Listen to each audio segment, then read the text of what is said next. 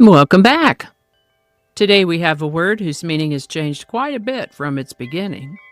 We have a defiant individual whose name you've probably heard, an early research tool, a poet, something musical, and a quote. So grab your favorite cuppa, settle in, and let's check it out.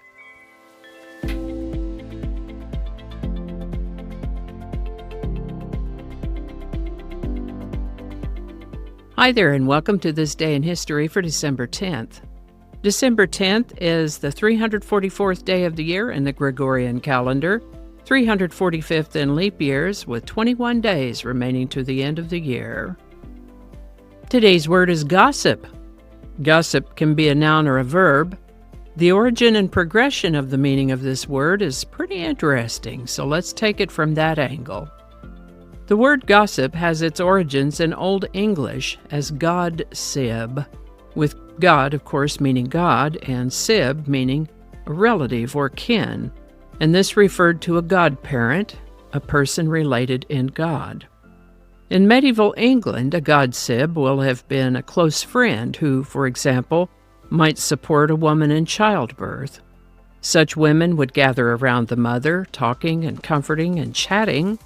Over time, the term godsib evolved in meaning from a group of close female friends around the mother to the chatting they did, and eventually to idle talk or rumor in general. The meaning of a person who indulges in idle talk appears around the 1500s. In the 1600s, the meaning of gossip had shifted to its modern meaning of talk about other people, especially when it's unverified or intrusive. Interesting to note that since gossip originally referred to a close companion, some linguists note that its earliest sense had nothing to do with negativity, but was about community, bonding, and support. Only later did it pick up its modern tone. Gossip. Today's word gossip was suggested by YouTube viewer at T. Ramsire. Thanks, Teresa. And if you have a word you'd like to see in this Word of the Day segment, drop it in the comments and we'll take a look at it. And with that, on December 10th, 1520, Martin Luther burned his copy of the papal bull Exsurge Domini outside Wittenberg Elster Gate.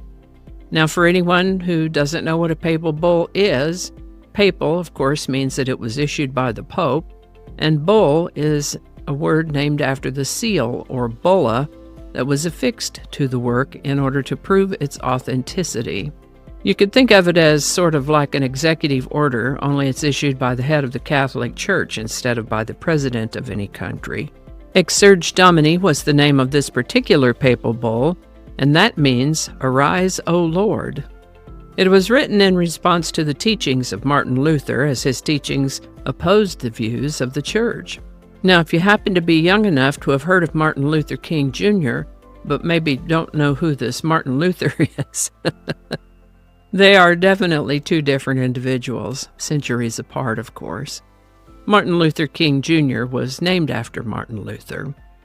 Martin Luther had created a paper called 95 Theses, and the Pope wrote this bull to express severe disapproval of a number of the propositions put forth by Martin Luther and to threaten Martin Luther with excommunication if he didn't take it back, which they call recant, if he didn't recant this paper. They wanted him to recant within 60 days of the issuance of this papal bull. Not only did he not take it back, he wrote more documents lashing out at the papacy and publicly burned his copy of the bull, as I mentioned earlier. Sure enough, Martin Luther was excommunicated in 1521.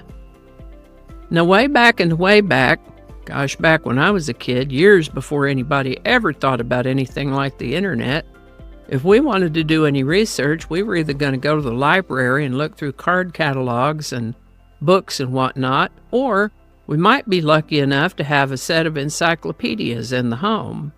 The big name in encyclopedias in that time was Encyclopedia Britannica, and the very first edition of Encyclopedia Britannica was published on December 10th, 1756. This is the birthday of poet Emily Dickinson, born December 10th, 1830. She was a prolific writer, but not much of her work was published during her lifetime. She was practically unknown during her lifetime. She never married. She became reclusive as she grew older, declining to meet guests or even leave the house, and eventually she would barely even leave her room. It wasn't really until after she passed away when her younger sister discovered her writings and set about to have them published. And that's pretty much how we know anything about Emily Dickinson at all. Emily Dickinson lived to the age of 55. Not too long ago, we talked about the late artist Michael Hedges. He mostly played guitar and flute, and in that day's research, I learned about an instrument called a harp guitar. Harp guitars come in several forms and are generally described as a guitar with extra bass strings, which present as unstopped open strings. Such devices have been around since the 1800s. Harp guitars offer a unique sound, and I wanted to bring you something done with a harp guitar. The good news is there are many options and examples available on YouTube of harp guitar music. The lesser news is that there are so many choices that it becomes difficult to choose just one, so I'll mention a few and leave links, and you can decide what you'd like to listen to. Of course, Michael Hedges, and a notable piece that he did using the harp guitar is one called Because It's There, and he composed that and performed it for a movie soundtrack. One of the clips I have for you is Michael Hedges in a concert where he talks for a bit and then plays the song. It was a pretty funny guy, actually. Beautiful song. Because It's There. It's kind of an ambient new age sound. I've also included a link to an artist named Andy McKee playing Because It's There, so you can get more of a studio version of the song. And I've also linked a clip of an artist named Javier Rubio Carballo playing Scarborough Fair, and one of Dust in the Wind by an artist named Jamie Dupuis, all to give examples of the sort of sound one gets from a harp guitar. So, not one specific song today, but a few options for your listening pleasure. How about that? I usually look for quotes that either have something to do with what we talked about, or were quotes from someone we talked about in the episode, or quotes that reinforce a point, and I found several today.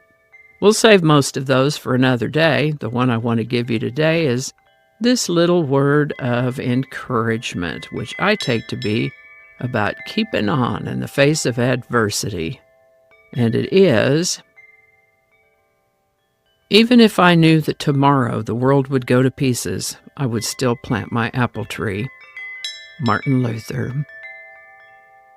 All righty, y'all take care. Be good to each other. I'll see you next time. And a hearty and grateful shout out to these lovely folks who've bought me a coffee.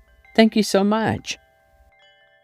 And if you'd like to add your name to that list, there is a link in the description where you too can buy me a coffee. All righty. And I think that's going to do it for us today. Thank you so much for watching. Consider subscribing if you haven't already. Feel free to share this video with a link in your email, messaging, or social media. If you enjoy this series, you can check out the playlists in the description. You can find me on BitChute, Facebook, Odyssey, Rumble, YouTube, and X, as well as on a blog page called No Really. No Really. No Really. Consider following my Day in History page on Facebook if you're on Facebook. I also have a Patreon account now, or you can buy me a coffee. All those links are in the description. Alrighty, that's all I can think of right now. Thanks again, and I'll see you next time.